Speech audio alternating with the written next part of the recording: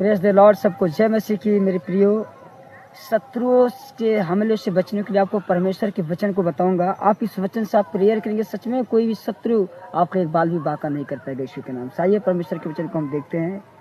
यशायाह 54 के 17 में लिखा है, जितने हथियार तेरे हानि के लिए बनाए जाएंगे उसमें से कोई सफल ना होगा, और जितने लोग मुद्दई होकर तुझ पर नालिश करे उन सभी से तू जीत जाएगा। यहोवा को दासों का यही भाग होगा और वे मेरे ही कारण धर्मी ठहरेंगे। यहोवा की यही वाणी है। मेरे प्रिय, इस वचन से आप प्रेयर करेंगे।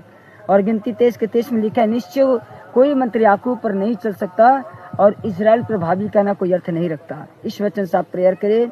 और व्यवस्था विवरण 28 के 7 में लिखा है, यहोवा ऐसा करेगा कि तेरे शत्रु जो तुझ पर चढ़ाई करेंगे वे तुझे से हार जाएंगे। वे एक मार्ग से तुझ पर चढ़ाई करेंगे परंतु वे तेरे सामने से 7 मार्ग से होकर भाग जाएंगे। और आप निर्गमन 14 के 14 पढ़ेंगे तो लिखा है, यहोवा फिर तुम्हारे लिए लड़ेगा, इसलिए तुम चुपचाप रहो।